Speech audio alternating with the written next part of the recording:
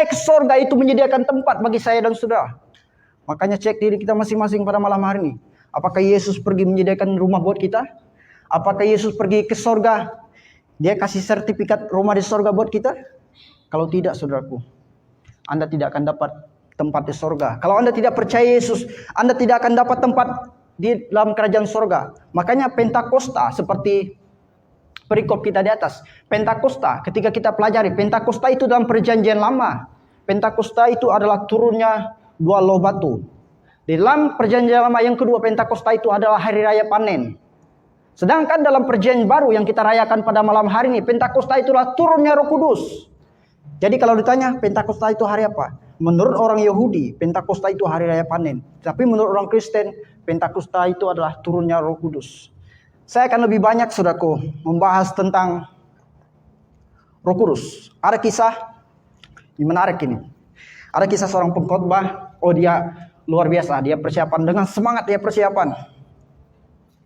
Dia baca Alkitab. Kan di Alkitab itu turunnya Roh Kudus itu dilambangkan dengan merpati.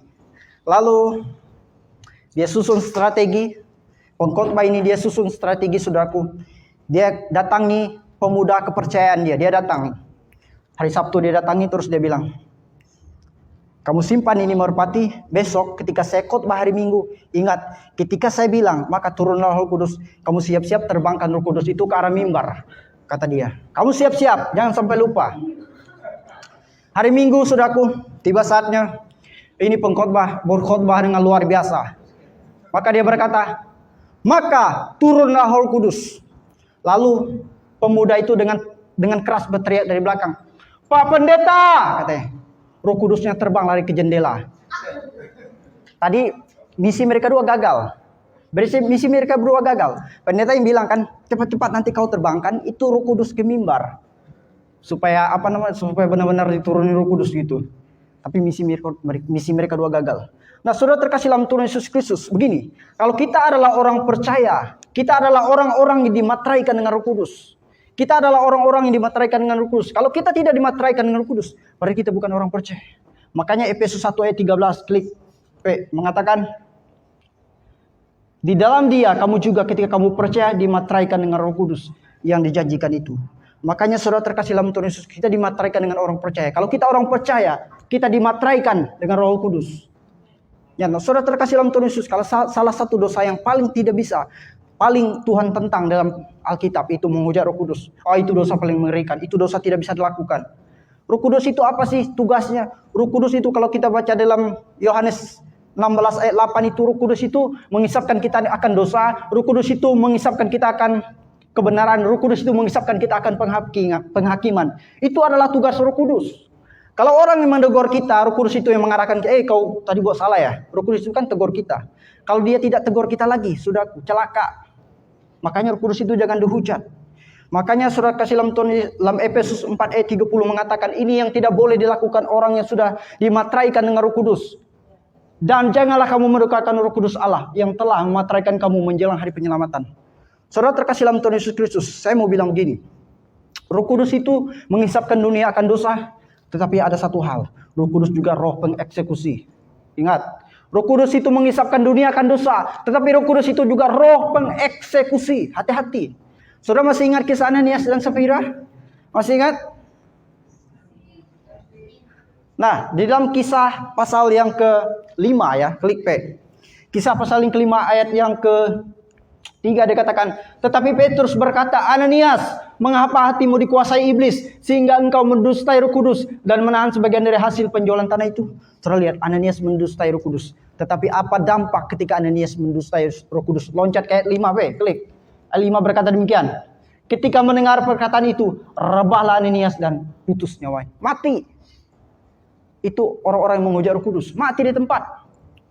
Bahkan saudara terkasih dalam Tuhan Yesus Kristus, tidak hanya demikian. Ayat 10 mengatakan, tidak ada di situ. Ayat 10 mengatakan bahwa istri Ananias, Safira, nyusul. 3 jam kemudian istri Ananias nyusul. Ayat 10, dia nyusul, mati. Kenapa? Karena mereka menghujat Roh Kudus. Saudara terkasih dalam Tuhan Yesus Kristus, jangan main-main dengan Roh Kudus. Dia berperan sangat luar biasa dalam kehidupan kita. Dan juga saya mau tambahkan begini. Kalau kita belum benar-benar kenal Yesus, kalau kita belum benar-benar bertobat, Jangan asal tumpang tangan. Apalagi orang kerasukan setan, jangan. Saudara masih ingat kisahnya anak Skewa? Ya kan? Mereka mau tiru gaya Paulus. Mereka sosok lawan roh jahat. Roh jahat bilang sama mereka, Yesus aku ketahui, Yesus aku kenal. Paulus aku ketahui. Kau siapa? Itu perkataan iblis. Kau siapa? Saya nggak kenal kau. Saudara lihat. Roh jahat bilang, saya tidak kenal kau. Bahkan saudara kasih dalam Tuhan Yesus, ketika roh jahat bilang, aku tidak kenal kau. Roh jahat lipat mereka ke rata. Roh jahat lipat mereka. Roh jahat lipat mereka habisan. Bahkan Alkitab mengatakan, mereka lari dengan keadaan telanjang dan luka-luka. Saudara lihat orang yang dipermalukan oleh roh jahat, makanya hati-hati. Amin. Makanya hati-hati saudara terkasih dalam Tuhan Yesus Kristus. Nah, apa tanda kalau kita dipenuhi Roh Kudus? Klik.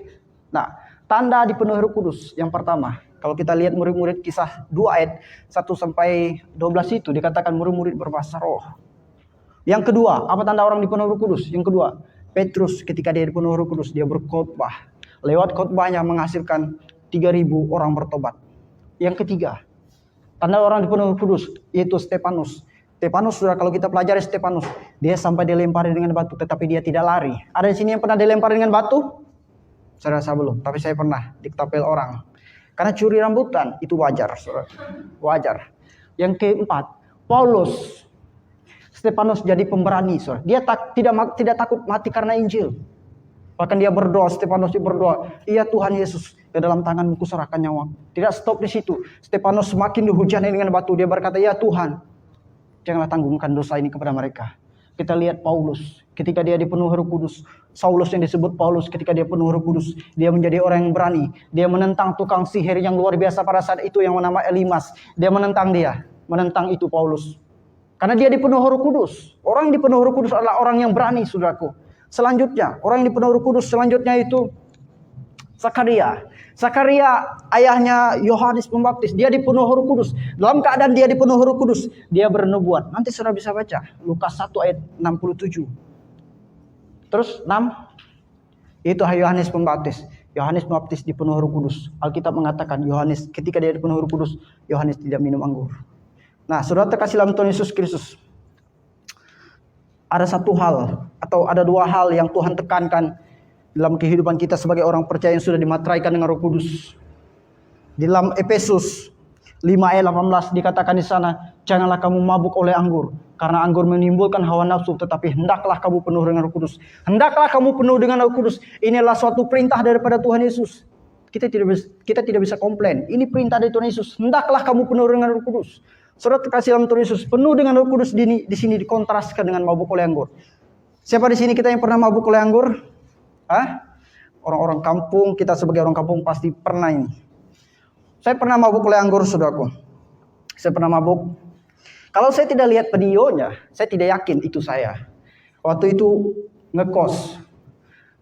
Teman saya videoin saya joget dalam keadaan pakai kolor, setengah telanjang. Mohon maaf ini, setengah telanjang. Saya tidak tahu loh, benar, saya tidak sadar. Kontrol diri kan hilang, kalau namanya mabuk kan hilang. Teman saya kasih video itu, Tuhan, ya ampun. Saya punya teman, dia mabuk oleh anggur.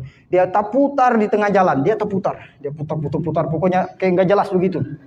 Kontrol dirinya hilang. Akhirnya saudaraku, dia pergi, dia peluk itu tiang listrik, dia belai-belai tiang listrik, terus dia cium-cium tiang listrik. Ini kisah nyata, dia cium tiang listrik. Saya bayangkan ketika petir langsung sambar dia saat itu atau listrik sambar dia, pasti mati di tempat. Tapi tidak, saudara. Nah, itulah keadaan orang yang sedang mabuk oleh anggur. Kontrol diri mereka hilang. Makanya Yesus mengatakan, hendaklah kamu penuh dengan Roh Kudus. Amin. Hendaklah kita penuh dengan Roh Kudus. Nah, saudara terkasih dalam Tuhan Yesus Kristus. Hal yang menarik dengan orang yang dipenuhi Roh Kudus, hal lainnya adalah orang yang dipenuhi Roh Kudus adalah orang yang tidak kompromi dengan dosa. Orang yang dipenuhi Roh Kudus adalah orang ketika melihat godaan datang, dia tolak. Katakanlah contoh Yusuf. Yusuf adalah orang yang dipenuhi Roh Kudus. Makanya dikatakan dalam Kejadian 41 ayat 38 ini perkataan Firaun, ya saya potong ayatnya. Mungkinkah kita mendapatkan orang seperti ini? Seorang yang penuh dengan Roh Allah. Dalam Perjanjian Lama itu dikatakan Roh Allah. Itu yang dikatakan di situ itu Yusuf. Dia dipenuhi Roh Kudus. Dia dipenuhi Roh Allah, saudaraku. Dia menolak setiap godaan yang datang. Alkitab mengatakan dari hari ke hari si istri Potifar menggoda dia, tapi dia tetap tolak. Saudara terkasih dalam Tuhan Yesus Kristus, jangan kita kompromi dengan dosa. Dosa bisa terjadi karena 3 hal. Coba perhatikan, dosa bisa terjadi karena 3 hal. Yang pertama, kemampuan, kemauan, kesempatan. Ketika 3 hal ini ada, dosa pasti terjadi dalam diri kita. Yusuf punya kemampuan. Saya percaya umur Yusuf pada saat itu 20 lebih. Ketika dia lepas dari penjara kan umur dia 30 kan. Nah, dalam tradisi Yahudi, orang boleh mengajar, orang boleh bisa jadi pejabat itu dimulai dari umur 30. Makanya Yesus udah mulai mengajar di umur 30 kan. Nah begini, Yusuf punya kemampuan, umur 20 lebih. Yusuf punya kesempatan, kesempatan Yusuf itu untuk jatuh dalam dosa banyak. Tetapi saudara terkasih, Yusuf tidak punya kemauan. Yusuf tidak punya kemauan. Makanya kalau dalam ketiga hal ini hilang satu, dosa tidak terjadi. Tapi kalau tiga hal ini paketnya lengkap, dosa pasti terjadi. Saudara terkasih dalam Tuhan Yesus Kristus, Yusuf memilih menolak. Yusuf memilih menolak setiap godaan tantangan yang ada. Ketika kita diperhadapkan dengan tantangan, godaan, kita lari kemana? Kita lari kemana ketika kita diperhadapkan dengan godaan tantangan? Di dalam Kejadian 39 ayat 12 mengatakan di sana, lalu perempuan itu memegang baju Yusuf sambil berkata, marilah tidur dengan aku. Saudara lihat, terbalik. Seharusnya laki-laki yang ngajak perempuan tidur, ini terbalik. Makanya saya sudah terkasih dalam Tuhan Yesus. Ini yang berkata marilah tidur dengan aku, ini kan perempuan, istrinya Potifar. Makanya mohon maaf ibu-ibu, mohon maaf buat perempuan di sini. Perempuan itu punya 3 sifat ya.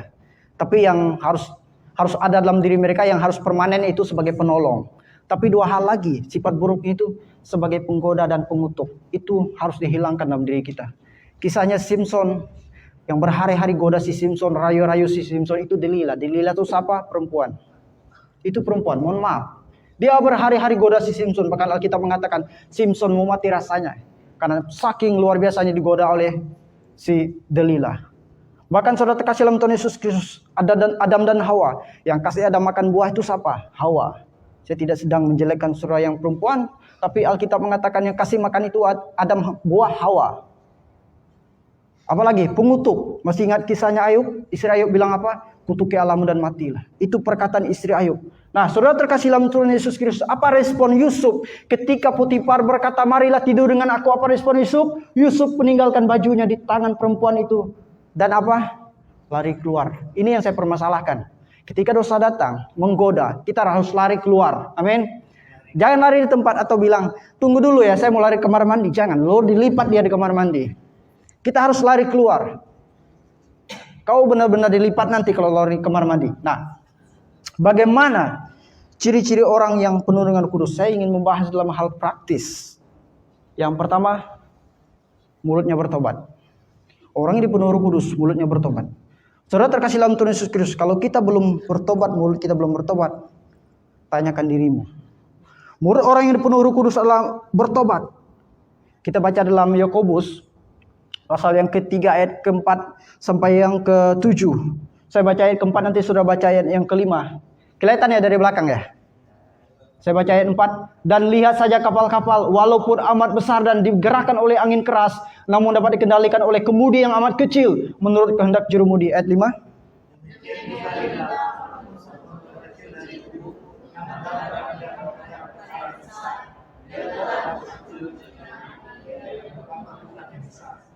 Ayat 6 saya baca, lidah pun adalah api yang merupakan suatu dunia kejahatan dan mengambil tempat di antara anggota-anggota tubuh kita sebagai sesuatu yang dapat menodai seluruh tubuh kita, dan menyalakan roda kehidupan, sedang ia sendiri nyalakan oleh api neraka. Ayat 7 saudara.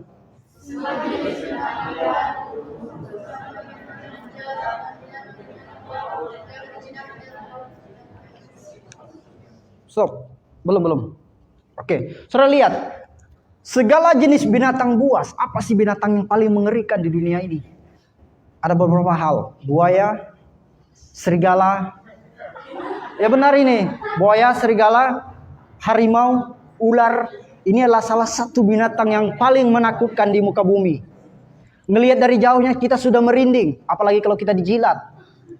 Tetapi kata Alkitab apa? Mendapat dijinakan oleh sifat manusia, sudah. Binatang-binatang buas itu dapat dijinakan oleh manusia. Tetapi apa kata Alkitab tentang mulut? Ayat 8. Kita baca bersama dengan hitungan 1, 2, 3. Tetapi tidak seorang pun yang berkuasa menjinakkan lidah, dan ialah sesuatu yang buas, tak terkuasai, dan saudara lihat, tidak seorang pun yang berkuasa menjinakkan lidah. Ia buas, tidak terkuasai, dan racun yang mematikan. Saudara lihat ini. Apa kata Alkitab? Makanya mulut kita harus bertobat. Tidak ada cara lain, saudaraku, selain mulut kita bertobat. Amin. Haleluya. Saudara terkasih dalam Tuhan Yesus Kristus, ada kisah Yesus dalam khotbahnya sering pakai perumpamaan. Saya mau tiru dikit. Ya, ada kisah menarik. Ada seorang pacek, dia rumahnya di dekat gereja. Jadi kalau orang mau ke gereja itu, orang pasti lewat dia punya rumah. Bukan orang lewat punya rumah. Terus si pacek ini, dia duduk santai di depan pintu, dia makan pinang isap rokok. Dia isap rokok. Lalu ada orang lewat mau ke gereja. Ini pacek satu ini, dia paling malas ke gereja. Orang lewat mau ke gereja, kan lewat rumahnya. Dan bertanya, "Bapak, tidak ke gereja?" "Iyo," katanya. Makan pinang, isap rokok, lanjut. Terus ada lagi orang lewat. "Bapak, tidak ke gereja?" "Iya, duluan saja." Lanjut, makan pinang, isap rokok. Suatu hari ada kegiatan Natal gabungan antara pemuda dan sekolah minggu. Pacek rapi pagi-pagi. Pacek datang ke gereja. Pacek duduk di barisan ketiga. Dari barisan pertama, majelis, jemaat, dia paling ketiga. Pacek ini duduk paling ketiga, barisan ketiga. Lalu, singkat cerita saudaraku, tiba saatnya kolekte dijalankan. Itu zaman dulu itu kolekte itu gagangannya panjang. Pegangannya itu panjang karena tidak bisa masuk di celah-celah begitu. Jadi harus dikasih panjang. Tidak bisa masuk di celah-celah. Jadi singkat cerita, tibalah kolekte ini di harapan si pacek. Terus disoronglah kolekte ini sama si pacek, sama oleh majelis ini. Pacek bilang, "Majelis, terada uang." Majelis bilang, "Isi." Terus lanjut. Majelis masih tunggu si pacek ini yang isap rokok, makan pinang setiap hari, masih tunggu. Paceknya belum kasih. Terus pacek goyang, "Majelis, terada uang." "Isi," kata majelisnya.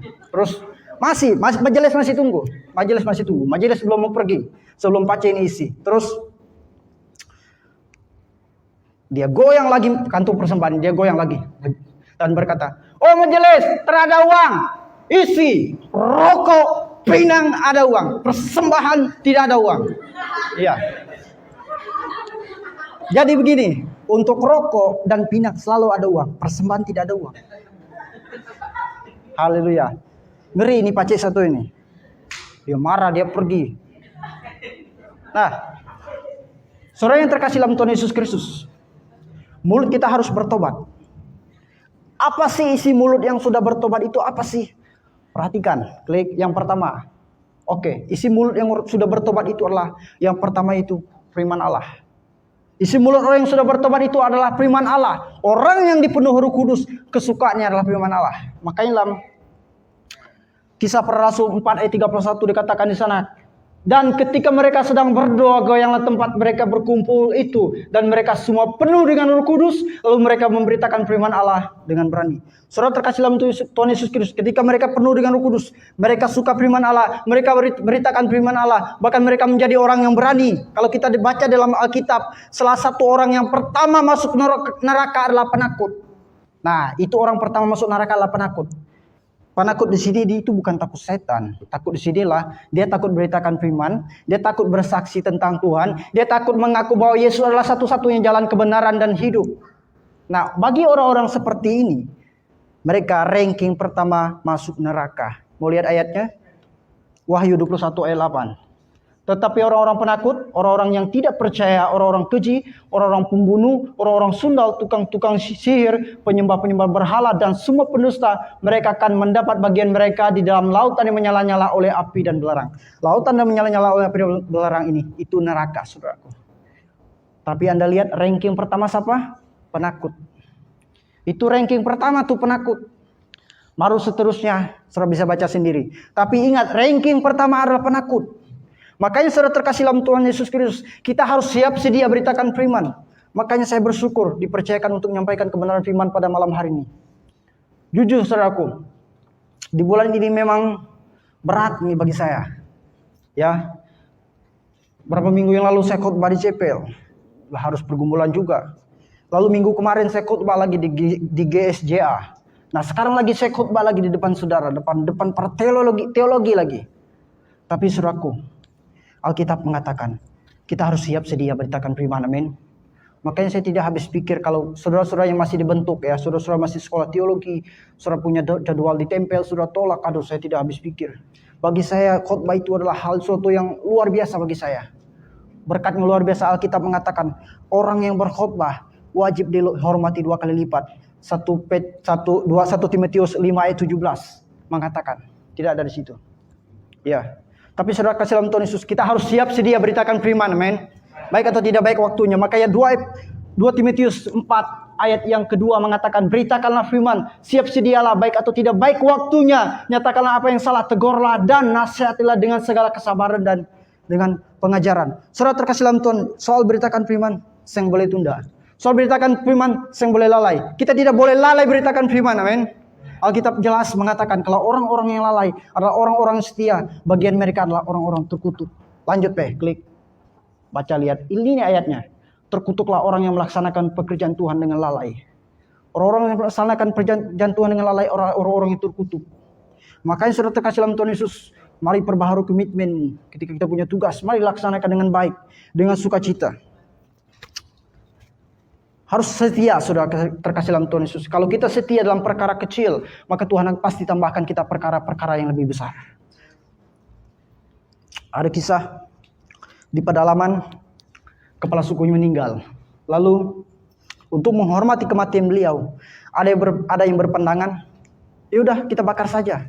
Yang lain bilang jangan, kita kubur saja. Lalu singkat cerita, mereka ambil keputusan, kepala suku ini dikubur.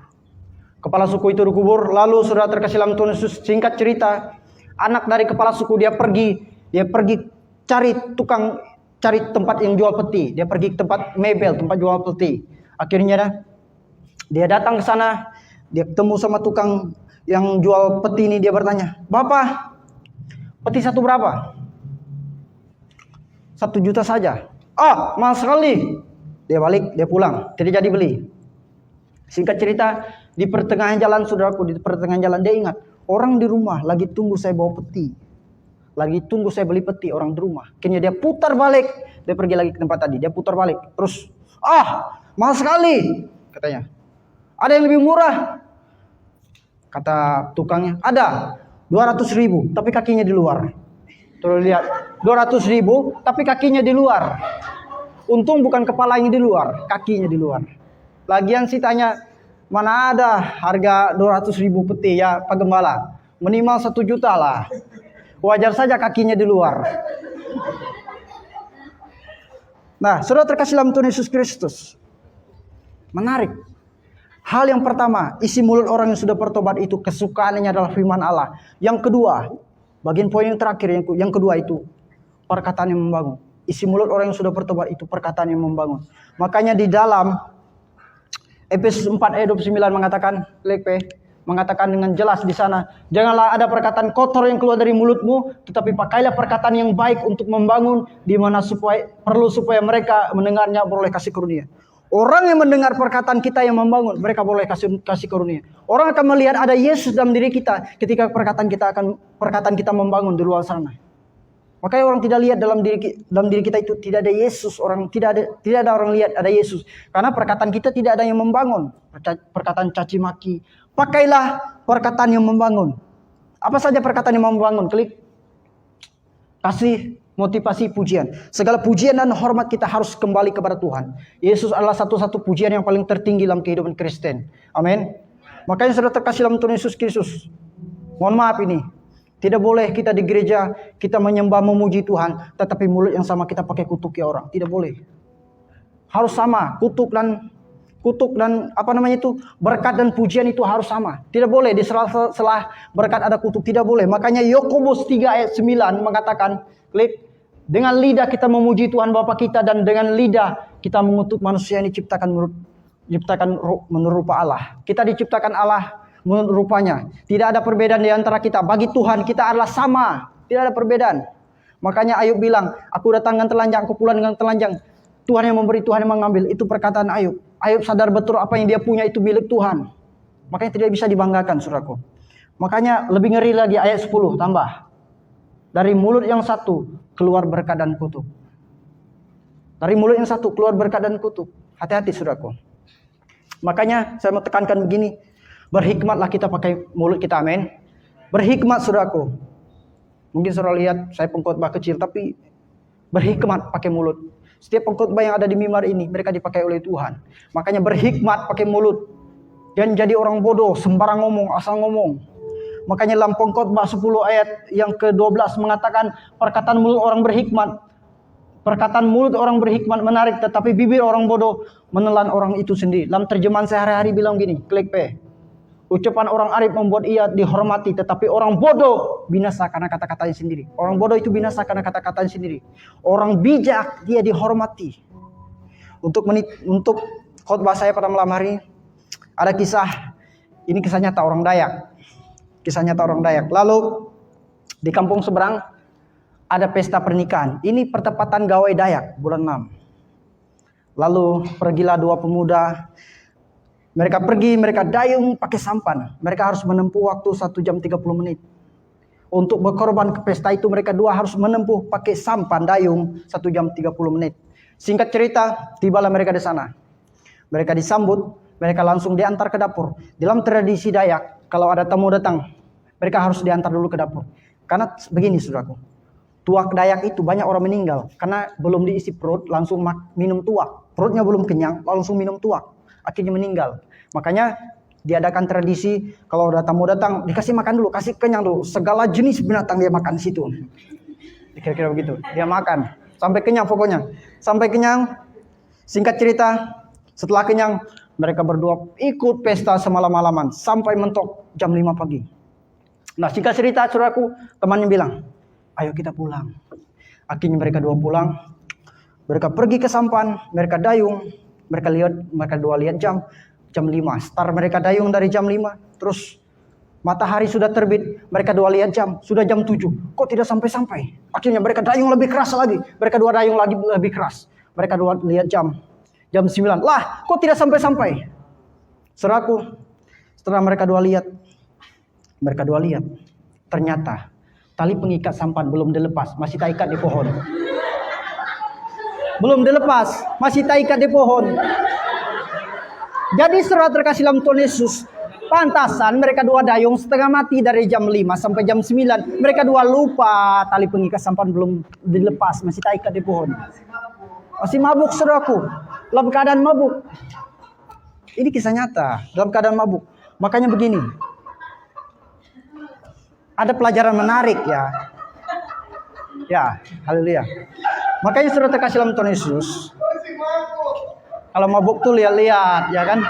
Jangan asal pulang-pulang. Jadi tidak tahu, dia dayung setengah mati, dia lupa talinya masih terikat di pohon. Nah, ada pelajaran menarik begini. Meskipun saudara rajin ibadah, meskipun saudara rajin menyembah, meskipun saudara ikut persekutuan di mana saja, selama dosa itu yang mengikat saudara belum dilepas, saudara tidak akan jadi orang luar biasa. Sama seperti tali tadi. Mereka dayung setengah mati, mereka lupa bahwa tali masih terikat di pohon. Mereka putar balik dayung seperti apapun. Kalau tali itu belum lepas, mereka tidak akan jauh. Mereka hanya di sekitar situ. Makanya saudara terkasih dalam Tuhan, di malam pencurahan Roh Kudus ini, mari saudaraku, perbaharui komitmenmu, perbaharui panggilanmu. Jangan ikut-ikutan deh. Ada banyak kita ikut-ikutan, teman kita bikin yang gak jelas kita juga ikut. Jangan ikut-ikutan deh. Tuhan panggil kita dalam cara yang berbeda-beda, tapi jangan ikut-ikutan teman kita yang pemberontak, ya kan? Kita harus perbaharui komitmen kita, kita harus perbaharui panggilan kita. Selama dosa itu belum dilepas dalam diri kita, saudaraku, Tuhan tidak akan pakai kita dengan luar biasa. Talenta-talenta Tuhan tidak akan kasih sama kamu. Tuhan tidak akan kasih. Lepas dulu itu dosa-dosa yang mengikatmu. Saya tidak tahu apa yang menjadi